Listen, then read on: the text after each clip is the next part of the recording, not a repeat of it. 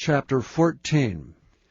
Now it came to pass upon a day that Jonathan the son of Saul said unto the young man that bare his armor, Come, and let us go over to the Philistines' garrison, that is on the other side. But he told not his father.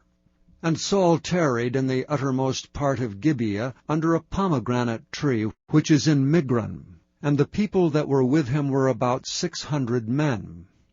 And Ahiah the son of Ahitub, Ichabod's brother, the son of Phinehas, the son of Eli, the Lord's priest in Shiloh, wearing an ephod. And the people knew not that Jonathan was gone. And between the passages by which Jonathan sought to go over unto the Philistines' garrison, there was a sharp rock on the one side, and a sharp rock on the other side. And the name of the one was Bozez, and the name of the other Seni. The forefront of the one was situate northward over against Michmash, and the other southward over against Gibeah. And Jonathan said to the young man that bare his armor, Come, and let us go over unto the garrison of these uncircumcised. It may be that the Lord will work for us. For there is no restraint to the Lord to save by many or by few. And his armor-bearer said unto him, Do all that is in thine heart. Turn thee, behold, I am with thee according to thy heart. Then said Jonathan, Behold, we will pass over unto these men, and we will discover ourselves unto them. If they say unto us, Tarry until we come to you, then we will stand still in our place, and will not go up unto them. But if they say thus, Come up unto us, then we will go up, for the Lord hath delivered them into our hand, and this shall be a sign unto us. And both of them discovered themselves unto the garrison of the Philistines. And the Philistines said, Behold, the Hebrews come forth out of the holes where they had hid themselves. And the men of the garrison answered Jonathan and his armor-bearer, and said, Come up to us, and we will show you a thing. And Jonathan said unto his armor-bearer, Come up after me, for the Lord hath delivered them into the hand of Israel. And Jonathan climbed up upon his hands and upon his feet, and his armor-bearer after him. And they fell before Jonathan, and his armor-bearer slew after him. And that first slaughter which Jonathan and his armor-bearer made was about 20 men, within as it were an half acre of land, which a yoke of oxen might plough. And there was trembling in the host, in the field, and among all the people. The garrison and the spoilers, they also trembled, and the earth quaked, so it was a very great trembling. And the watchmen of Saul and Gibeah of Benjamin looked, and behold, the multitude melted away, and they went on beating down one another.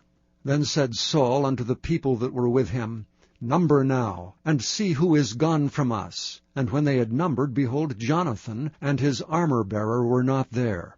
And Saul said unto Ahiah, Bring hither the ark of God. For the ark of God was at that time with the children of Israel.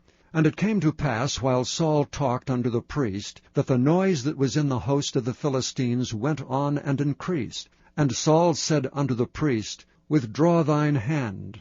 And Saul and all the people that were with him assembled themselves, and they came to the battle. And behold, every man's sword was against his fellow, and there was a very great discomfiture. Moreover, the Hebrews that were with the Philistines before that time, which went up with them into the camp from the country round about, even they also turned to be with the Israelites that were with Saul and Jonathan.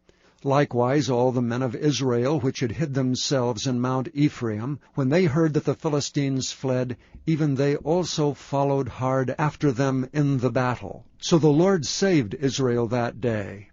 And the battle passed over unto Bethaven. And the men of Israel were distressed that day, for Saul had adjured the people, saying, Cursed be the man that eateth any food until evening, that I may be avenged on mine enemies. So none of the people tasted any food.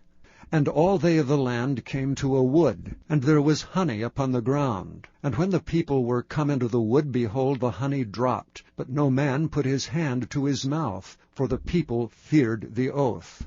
But Jonathan heard not when his father charged the people with an oath, wherefore he put forth the end of the rod that was in his hand, and dipped it in an honeycomb, and put his hand to his mouth, and his eyes were enlightened.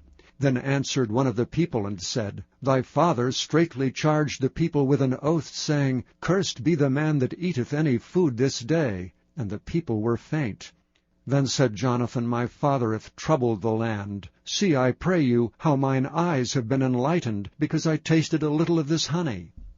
How much more if haply the people had eaten freely today of the spoil of their enemies which they found? For had there not been now a much greater slaughter among the Philistines? And they smote the Philistines that day from Michmash to Aijalon, and the people were very faint. And the people flew upon the spoil, and took sheep and oxen and calves, and slew them on the ground, and the people did eat them with the blood. Then they told Saul, saying, Behold, the people sin against the Lord, in that they eat with the blood. And he said, Ye have transgressed, roll a great stone unto me this day. And Saul said, Disperse yourselves among the people, and say unto them, Bring me hither every man his ox and every man his sheep, and slay them here and eat, and sin not against the Lord in eating with the blood. And all the people brought every man his ox with him that night, and slew them there. And Saul built an altar unto the Lord.